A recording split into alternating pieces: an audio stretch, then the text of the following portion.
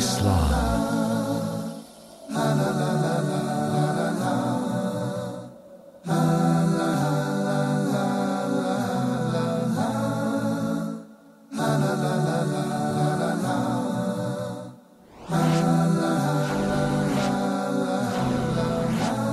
Islam 101. Bismillah, wassalatu wassalamu ala rasulillahi amma ba'du. Welcome to another episode of Islam 101, the basics of the tenets of the religion of Al-Islam, a program designed to give you, the respected viewer, a clear and concise understanding of the basic concepts and theories and fundamentals of the religion of Al-Islam. I'm your host, Abu Usamah Althahabi, and I'm flanked by a number of my respected students and guests. To my right, we have Brother Noor from Jakarta, Indonesia.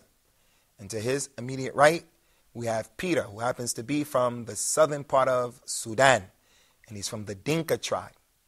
And to my left, we have Brother Muhammad, who's from Afghanistan. And to his immediate left, we have Brother Ayman, who is actually from Egypt. So we welcome all of you, and we welcome our respected viewers. Today, inshallah, our topic is centered around and is concerning itself with the role of the scholars in Al-Islam. The role of the scholars in Al-Islam. The scholars have the ability to make things permissible and impermissible. Should the scholars be obeyed unconditionally? If a scholar were to tell me something that went against the religion of Al-Islam, am I obligated to obey him? If I see a particular scholar doing other than what he is saying, he's stealing the people's money and he's telling the people to be upright and to be just, do I still continue to give him reverence and respect simply because he's a scholar? Is that the way the religion of Al-Islam is? That we take for ourselves monks and priests. They can do whatever they want to do. I go to the scholar and he has the ability to curse me, and then when he curses me, I become afraid because the scholar cursed me. Is that the religion of Al-Islam? Concerning the scholars in Al-Islam, their job, their role, their function has been clearly defined in the Quran and in the authentic Sunnah of the Messenger of Allah sallallahu alaihi wasallam, and the practical applications that we see from his companions, who were, by the way, the greatest scholars in Al-Islam. Abu Bakr and Umar and Uthman and Ali, they were from the scholars of this religion. Abdullah ibn Mas'ud, Abdullah ibn Umar, Abdullah ibn Abbas were scholars from this religion. Ubay ibn Ka'b, a scholar from the religion. Mu'adh ibn Jabal, a scholar from the religion. So we look at those companions and we take them as the first example of what the scholars are after we look at Rasulullah, because they took their example from him, sallallahu alaihi wasallam. Verily, the Messenger of Allah was sent to mankind, and he was sent to the jinn, the spirits that have been created from a smokeless fire. And we gave a talk about who the jinn were and the difference between the jinn and the angels and human beings. So Rasulullah, may the peace and blessings of Allah be upon him, he was sent to mankind and he was sent to the jinn. When he came to both of these groups, he came to call them, to take them out of the depths of darkness, of disbelief, and the depths and darkness of superstition and ascribing partners to Allah the Most High. And when he came, his coming forth is a sign that the day of judgment is close. The fact that he was sent, as he said, verily I have been sent close to the establishment of the hour. Like this, when he came, that means that the last day is very close. So he gave us a number of examples and a number of signs to look for concerning the last day. One of those signs is that he told us, verily knowledge is going to be taken away. Knowledge of the religion is going to be taken away. And I say to Steve, and I say to the non-Muslim audience, as well as the Muslim audience, the vast majority of Muslims, unfortunately, do not know the religion of Al-Islam. And what I mean is, they don't really know the religion. Al-Islam has become part of our culture, and that's it. But if you ask someone, show me how Rasulullah prayed. You pray 5 times a day? Show me. You'll find that person who doesn't raise his hand. You'll find that person who keeps his hand below his navel. You'll find that person who doesn't know what to read, how to go down, how to come up. Even though the prayer is something that we do every day, 5 times at least a day. You'll ask some of the Muslims about the most important concept, monotheism, Tawheed. Who was Allah? And what does he do and what does he not do? You'll find some Muslims have even lost this particular point. So what we want to mention now is, from the signs that the last day is here, is that knowledge of the religion will be taken away. He also said that from the signs is that people will search for a knowledge عند الأصاغر. عند الأصاغر. Knowledge will be searched for and sought after with the asagir, which comes from the word sagir, to be small. But it doesn't mean a small person or a young person. It means that knowledge will be sought from the people who are deviants, the people who don't know the religion. And I can attest to this because when I became a Muslim, I met different groups of Muslims. I met one group of Muslims who told me that we should all sit in the circle like we're in right now, and we put a green handkerchief in the middle of the circle and a white handkerchief in the middle of the circle, and then we turn the lights off. And then we all rock back and forth and say, hooah, hooah, hooah, hooah, hooah, hooah. When I asked them, where does that come from? Where did you get that from? I want to do it, but just show and prove to me that that's from the religion. They said, you have to ask the sheikh, our teacher, who was from the asagir. Because when I asked the sheikh, he couldn't answer anything other than say that I don't love Rasulullah. No, inshallah, I love Rasulullah. But I love my religion as well. And I don't want my religion to be just following what people tell me, like I used to be Steve with my mother and my father. My mother and my father told me when I started reading the Bible and I started studying about Christianity, studying it academically, not just what I heard, academically. I would go to my parents with the contradictions of the Bible and they would tell me, no, honey, no, son, you just have to believe. I say, hey, there are some things I just believe. I don't see Allah, but I believe. I don't see the brain that's in Muhammad's head, but I believe he has a brain and he has a heart. I believe that. But I'm not going to believe that which is a contradiction. So, in any event, from the signs of the hour is that people will search for knowledge with the people of deviation. It's not talking about a young person, because a young person can have knowledge of the religion and he can be from the scholars. So what is the role of the scholar in Islam, and what's his responsibility, and what is his position? The Prophet told us, may the peace and blessings of Allah forever be upon him. Verily, he is not from us. He is not from the Muslims. That individual who does not have mercy upon our youth, our youngsters, nor does he respect the elders, nor does he know the right of the scholar. He's not from the people of Islam who know those 3 critical issues. He has mercy upon his child and other people's children when he sees them in the street. The child breaks his car window. The child does something wrong. The elder Muslim doesn't say, may the curse of Allah be upon you, you dog, you donkey. No, we're supposed to call that child, come here, educate him. Maybe tell his parents on him if we see him smoking cigarettes, watching and looking at a porno magazine. We're supposed to have mercy upon them.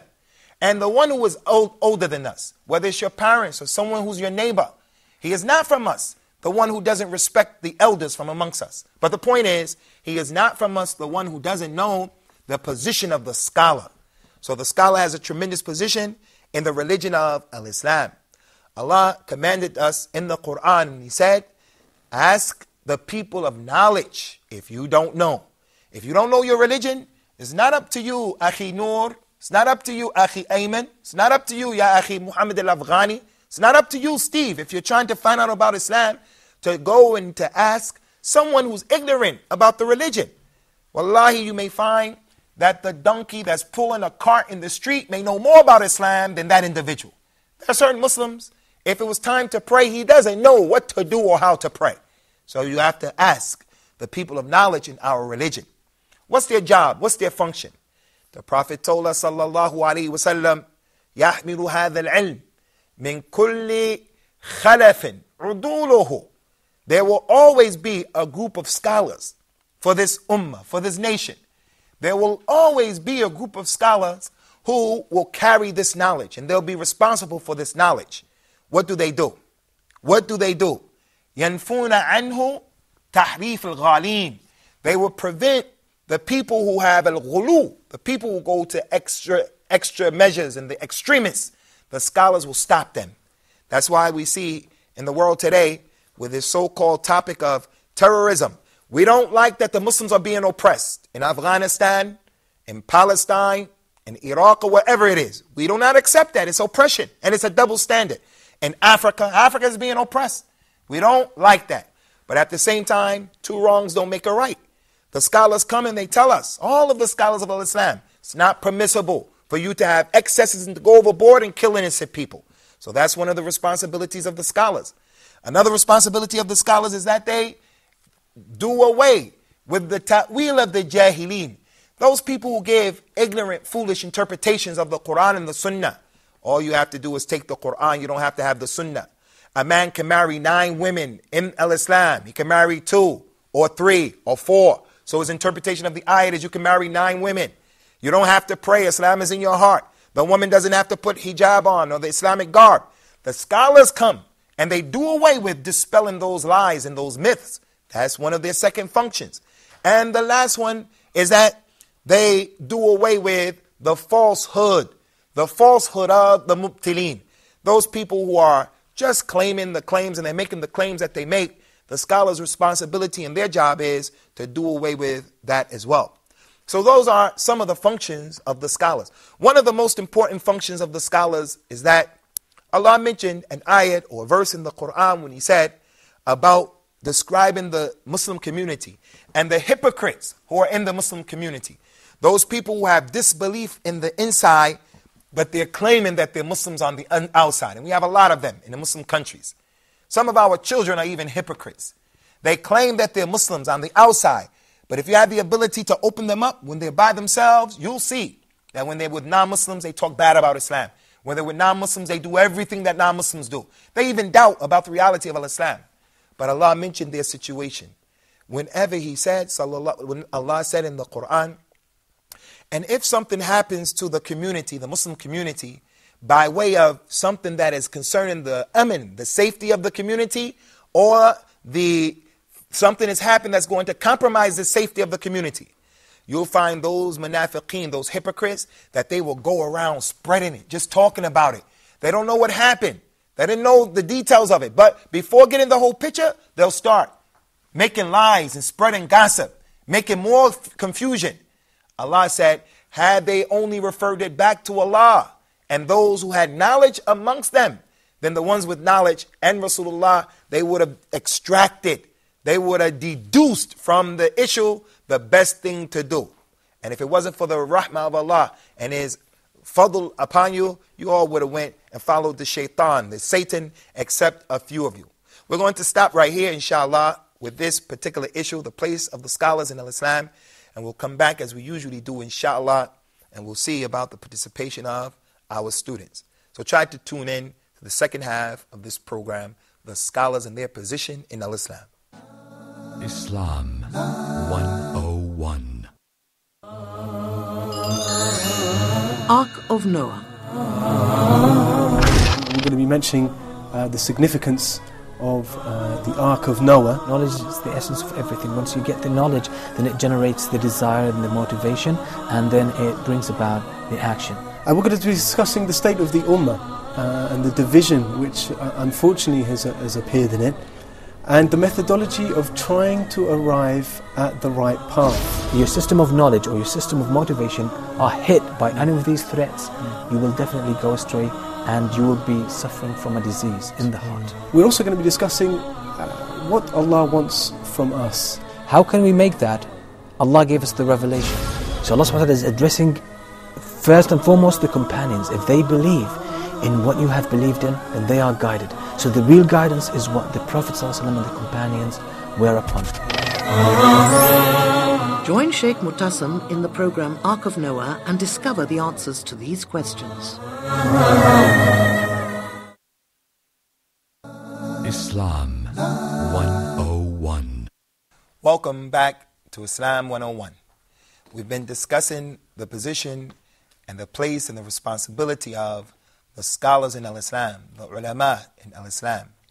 Those people who Allah the Most High mentioned about them, verily Allah has raised in degrees those from amongst you who believe and who have been given knowledge, meaning the scholars. they have been raised in this life as well as the next life. They're the ones who Allah mentioned concerning them. Say, Ya Muhammad, to the people, are they equal? Those who know and those who don't know? No, they're not equal. The scholars are on a higher plateau. The ones who the Prophet said about them, sallallahu alaihi wasallam, verily the prophets and the messengers, the prophets, they do not leave behind any inheritance. They do not leave any money behind to be inherited by any of their family members. They don't leave the dinar or the dirham, the dollar or the pound. They don't leave that behind. But what they leave behind is knowledge. They leave behind knowledge. He said that the scholars are the inheritors of the prophets. So whoever takes that knowledge that the prophets left behind, they have taken the massive, mammoth, beneficial portion. So the scholars are the warathatul anbiya. They are the inheritors who have inherited from the prophets. That's the position of the scholars in Islam. But that does not mean, again, that the scholar has been given a position like certain monks and priests and preachers in the church. No, this is not the case. A scholar has a moral obligation and a religious obligation to also toe the line. He has a great responsibility. And the one who says something and he does something else, he's going to be dealt with severely on the day of judgment. The scholar will be brought on the day of judgment. And it will be said to him, when the people see him in the hellfire, going around dragging his intestines. He's going to be in the hellfire, dragging his intestines, going around a machine, grinding some things. They're going to say, hey, you, the scholar, didn't you used to order us and command us to do the right things? And now you're here and this is your punishment? What happened? He said, yes, I used to order you to do correctly, but I wouldn't do it. I used to prohibit you from doing the incorrect things, and I would do the incorrect things. So this is my recompense. Those people who give the Friday sermon for the Muslims in the masjids, they give lessons. The Prophet was taken on the night journey from Mecca to Jerusalem, and we talked about that. Al-Isra, the night journey from Mecca to Bayt al-Maqdis in Jerusalem. And there he prayed with all of the prophets and the messengers. Adam, Noah, Ibrahim, Jesus, Moses, and he prayed with all of the prophets. And then he went to the seven heavens. When he went to the seven heavens, he saw a number of things. And one of the things that he saw was that there were a group of people who their faces were being scratched with copper claws, with copper nets and these knives that were put in holes in their cheeks. He asked Gabriel, oh, Gabriel, who are those people? Gabriel said, those are the people from your nation who used to give the Friday sermon. They would tell the people to do certain things and they were doing something else. So that's their punishment. The scholar of Al-Islam, he has a great responsibility, a tremendous responsibility. So with that being the case, we have to recognize and we have to acknowledge their place. And as Al-Imam Ahmed said, and he's one of the scholars, he used to say to us, beware of taking any position in Al-Islam. Beware. Beware. Don't take a position in Al-Islam unless you know of a scholar who preceded you to that particular issue. Because you're not a scholar. You're not a scholar. So don't take any position that you don't know who was the scholar who preceded you to that particular issue. So the scholars in Al-Islam, they have a tremendous position. We respect them, we honor them, we give them their due reverence, but we do not worship them. If the scholar dies and he's buried in his grave, we don't go to his grave and slaughter at his grave. We don't go to his grave and hold our hands up and say, oh Allah, please give to me because of him. Nor do we say because to the scholar, oh Sheikh Abdul Qadir al-Jailani, ask Allah to give me this, ask Allah to give me that. No. We ask Allah subhanahu wa ta'ala by himself. If the scholar were to command us to do what was wrong, or he commanded us and he said to do something that was against the correct position, then we're not going to listen to him. So we're going to open up the door now for the participation of our brothers. We'll start with Brother Muhammad on my left. Yes, my question, in 4 schools of Islam, sometimes we can find some differences between them. So in this case, what can we do? Which way we should take? This is a big topic. The 4 schools of thought, the madhahib in Al-Islam, sometimes they differ in their opinions. What should we do? If you are a person who has the ability to discern and distinguish between the truth and what is not truth, then it is your responsibility to take what is correct. But if you don't have the ability to make that type of ijtihad, to discern and distinguish between what's correct and incorrect, then Allah told you to ask the people of knowledge if you don't know. So once you see that a scholar said a particular thing and you don't know, you don't have the ability to discern, then it's permissible for you to follow that position because you are just a muqallid. You are a muqallid. You are a person who's just following the way of the one who knows more than you. But if you have the ability, for an example, in a particular madhab, it says you shouldn't raise your hands, for an example. But there are too many hadith. Rasulullah tells you should raise your hand. And you can read those hadith and they're clear. It's not permissible for you to say, but Imam Abu so-and-so, he said not to do it. Or my madhab said not to do it. This is not permissible in this case. Another thing concerning this particular question and this issue is, I'm on a particular madhab. Brother Muhammad may be on another madhab. Brother Ayman is on a third madhab. Brother Noor is on another madhab. So whenever we come to an issue that there's a difference amongst us, I do not hate him because he's against me or my madhab in that particular issue. This is not permissible. This is not permissible. When the scholars of Islam took these positions, they made ijtihad. They made the effort to arrive at the correct position. But if they get it right, they get 2 rewards. If they get it wrong, they only get 1 reward. Okay, Steve. Yeah, my question is to the people who make jihad. Jihad. Jihad, yeah. If think that has do it, is accepted or no? Concerning the issue of jihad, Yeah. if a person wants to know how to pray in Islam and he doesn't know, Allah told him, ask the people of knowledge if you don't know. That's in the prayer. So when you pray the morning prayer, it only takes about 7 minutes, 10 minutes at the most. So we have to ask the scholar how to pray if we don't know. What about an issue like jihad that involves spilling people's blood, taking people's property, destroying where people live and so forth and so on, because that's a part of war? Do you think that that is going to be left open to the interpretation and to the discussion of people who don't know anything about the religion? Of course not. It's up to the people to go back to the scholars of Islam, especially in issues concerning making the private parts permissible or making the private parts impermissible. This is an issue for the scholars, not for you, it's not for me. As it relates to the issues of the people's monies and their property, don't be a person who takes liberties and say, no, you can't inherit that much and you can't inherit that much. It's the monies of the people. You can't say that. And when it comes to the spilling of the blood of the people, the Prophet told us, sallallahu alaihi wasallam, a man will always have the chance to be forgiven by Allah as long as he does not spill the blood that is impermissible for him to spill. So it is the responsibility of the job of the scholars to determine that. And I say, as I've been saying, and I continue to say it, inshallah, because this is our call and this is our responsibility. Everyone is not a scholar. Everyone who can give a nice lecture is not a scholar. The person who can give a nice Friday sermon is not a scholar.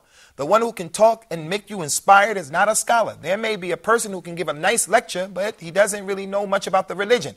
And there may be a scholar who, when you listen to his lecture, is not that, it doesn't make you feel so good. But that doesn't mean that we make the one who gives a nice lecture the scholar, and the scholar is just anybody. No. As Aisha said, and it's in Sahih Muslim, in the beginning of the book, the Muqaddimah of Sahih Muslim, Inna umirna an nunazzil an-nasa manaziluhum. We've been ordered to put everyone in their proper place. The scholar is the scholar. The student is the student. The ignorant one is the ignorant one. The mother is the mother. The child is the child. The father is the father. And so forth and so on. So it is the scholar who determines for us when is the jihad. Where is the jihad? It's not for any of these people. Not a single person who's calling to this issue of jihad today, where they blow up people and so forth. Without an exception, are they from the scholars of Islam? Nor has any of the scholars of the religion said that this was okay. Okay. Noor. Do we have a right to make ijtihad, and do we may have a different opinion with the scholar? Is it okay for the regular Muslim like us to make ijtihad? And is it permissible for us to disagree with the position and the opinion of the scholar? Yes, everyone has to have some level of ijtihad or effort that he has to make. Everyone. When you hear things, you have to make some level of ijtihad. When Rasulullah came to the non-Muslims of Mecca, he told them to say La ilaha illallah. Those people responded by saying, do you want us to leave the religion of our fathers? No, you people have to make ijtihad, because he started giving them examples to prove to them and to show them why that position of theirs was faulty and why they should follow him. So even though they were ignorant about the religion, they still had a responsibility of listening and making a level of ijtihad. So on a small level, on a personal level, you have to make some efforts of ijtihad. But it's not for the regular Muslim to begin to make ijtihad in the major issues of al-Islam, whether it concerns himself or whether it concerns the other people. Those people are called in al-Islam the Ruwaybida. The Ruwaybida. Rasulullah said that the Ruwaybida are the people, the insignificant man. He's insignificant. And yet, he talks about the affairs of the people. He tells this person, no, you're divorced. He tells this person, no, that's jihad. He tells this person, no, he's a non-Muslim. Go take his money. In the UK, there are a group of people in the United Kingdom, right now as I speak, right now, because I disagree with some of the things that they say that I'm a non-Muslim, and therefore it's okay for the people to shed my blood simply because I disagree with them on certain issues. Is that the religion? They say that anyone who doesn't believe that I'm a non-Muslim, then you're a non-Muslim. Noor, do you think I'm a non-Muslim? Do you think I'm a non-Muslim? No. Or do you think I'm a Muslim? You're Muslim. Those people say, no, you, Noor, are a non-Muslim because you don't say that I'm a non-Muslim. And so this is the example of the nonsense, and this is the example and the result of people following their desires. The great scholars of al-Islam, like, I'll give you an example, some of them have died recently, like, there's a scholar of hadith, his name is Muhammad Nasiruddin al-Albani. He's a scholar that people should know about, because he cleaned up the hadith and distinguished for us the weak hadith from the authentic hadith. He died a few years ago. These people say that he's a non-Muslim. Ibn Baz is a non-Muslim. Ibn Uthaymeen is a non-Muslim.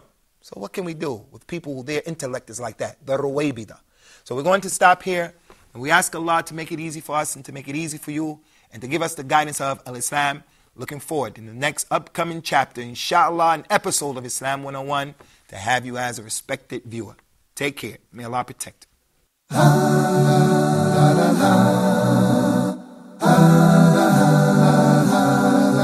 Islam.